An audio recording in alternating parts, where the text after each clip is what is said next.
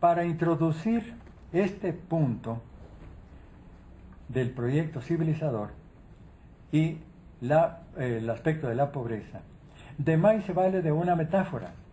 Es la humanidad vista como recorriendo las tres fases de la vida de todo ser humano: la infancia, la adolescencia, juventud y la edad adulta madura.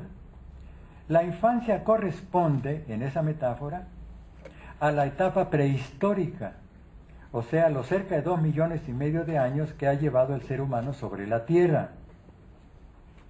La adolescencia, juventud, abarcaría desde la invención de la escritura, o sea, el paso de prehistoria a historia, que es el salto precisamente a la historia, y que luego pasa por reinos, dinastías, naciones, etcétera, imperios, hasta llegar al día de hoy, en que la humanidad, por un lado, ve que tiene en manos un cúmulo enorme de energías que ha acumulado a través de todos esos siglos y milenios, energías científicas, tecnológicas, financieras, artísticas, etcétera, etcétera, pero que a sí mismas,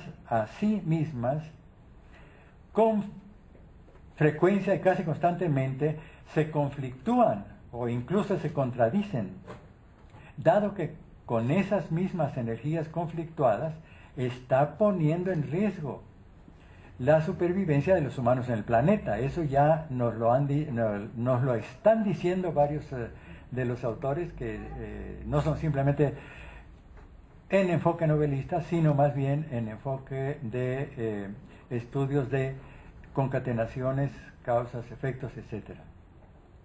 Pero es muy importante verlo también desde el punto de vista de la sensibilidad literaria, que eso nos aviva más a hacerle frente vivencialmente a un problema de esa magnitud. Entonces, el generar un nuevo proyecto civilizador para la humanidad sería tender el puente que salta el abismo del peligro de la sobrevivencia y empezar a vivir la etapa de la humanidad adulta y madura. Volvamos a la metáfora.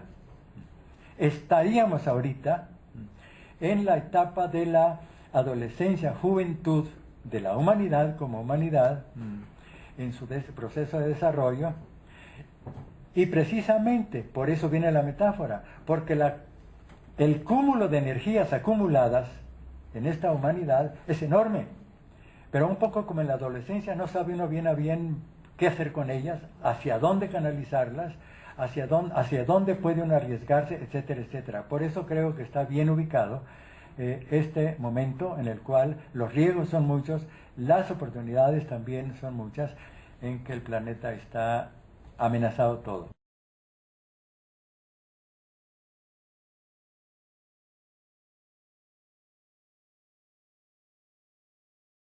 Ok, lo anterior nos conduce a un planteamiento primero metafórico y luego más reflexivo en tres pequeñas secciones o escalones, lo reflexivo, para llegar al fondo de lo que a mi juicio puede estar ventilándose en la reflexión imaginativa y profunda a que la novela de De May nos lanza.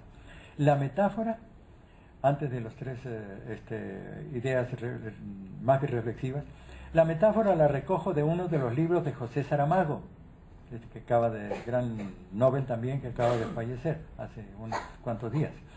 Plantea él, resumiendo totalmente, una supuesta sociedad en la que los seres humanos ya no mueran más, sino que solo siguen envejeciendo y envejeciendo conforme pasan y pasan los años. ¿Y qué sucede de allí? ¿No? Ese es el planteamiento que hace así en una frase Saramago. Claro, de esa metáfora se siguen muchas posibles consecuencias. Tomo nada más una y la hago en forma de preguntas. Esto trastoca a fondo nuestra visión del ser humano. ¿Se convierte, por ejemplo, en una sociedad insufrible? ¿Habría que crear un nuevo tipo, por ejemplo, de relojes que pudieran atrapar el tiempo y atraparnos para escapar del aburrimiento de una eternidad de este tipo? ¿O tendría la vida la posibilidad de una belleza nueva bajo esa forma? Buscar una respuesta a este tipo de preguntas me lleva a salir de la metáfora y plantear la primera de las tres ideas de reflexión que quería, ¿no?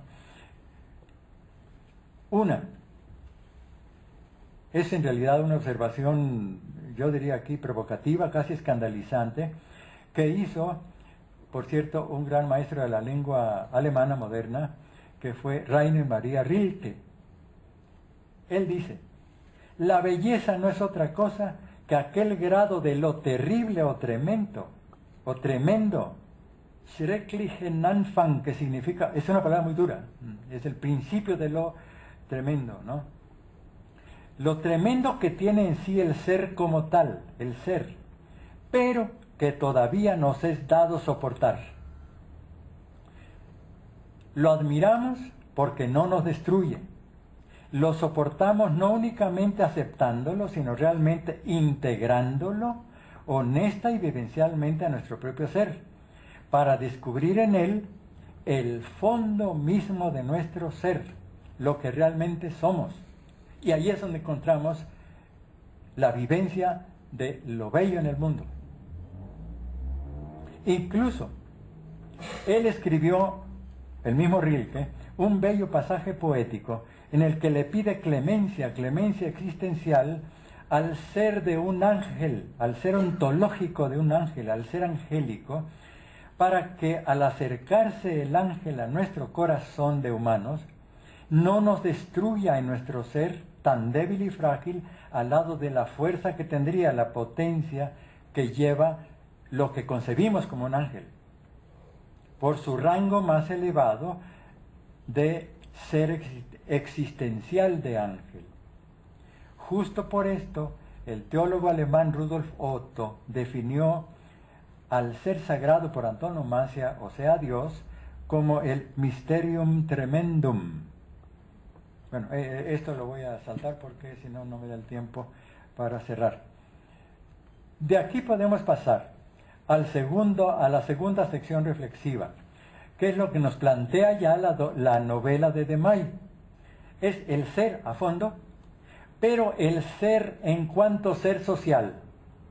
El ser social en la etapa madura de la humanidad, frente al ser conflictuado y socialmente autodestructivo de la etapa adolescente en que está la humanidad actualmente. En palabras llanas, la pobreza de los otros, es lo que está confinando y arrinconando ahora a nuestro ser social, inesperada e inquietante consecuencia, en cuanto que la pobreza de los demás ya ha empezado a ser un muy mal negocio y muy mala realidad para la sociedad como tal. Tan malo como fenómeno social que está llevando cada vez más a ver a su contraparte, la riqueza, como la enfermedad de la libertad, la que se conforma cada vez más con un consumismo, pero un consumismo cada vez más superfluo, sin importar que a nuestro ser social se le vaya reduciendo drásticamente el horizonte mismo del vivir. Es el ser social desintegrado que ya no soporta la belleza del ser que hay en el fondo, la belleza honda y constitutiva de nuestra existencia.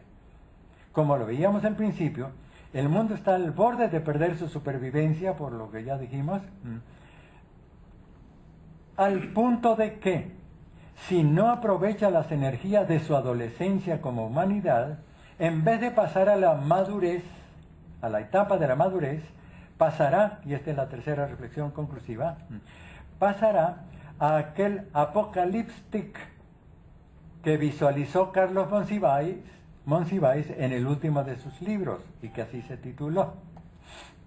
A saber, un mundo que se está derrumbando, que va hacia su final, mientras que los humanos se siguen dedicando, y ahora más empeñados que nunca, así lo plantea Monsiváis con un supremo sarcasmo realmente, siguen empeñados en comprar los últimos y aerodinámicos pigmentos de labios, por eso lo de lipstick, apocaliptic, que van modificando sus tonos, esos colores de labios, conforme pasan las horas del día, etc. Lo hace toda la descripción que no menciono para abreviar, y que está ofreciendo el mundo a través de los grandes malls, para asistir así elegantemente emperifollados, tanto mujeres como varones, al mayor espectáculo de todos los tiempos, el apocalipsis del fin.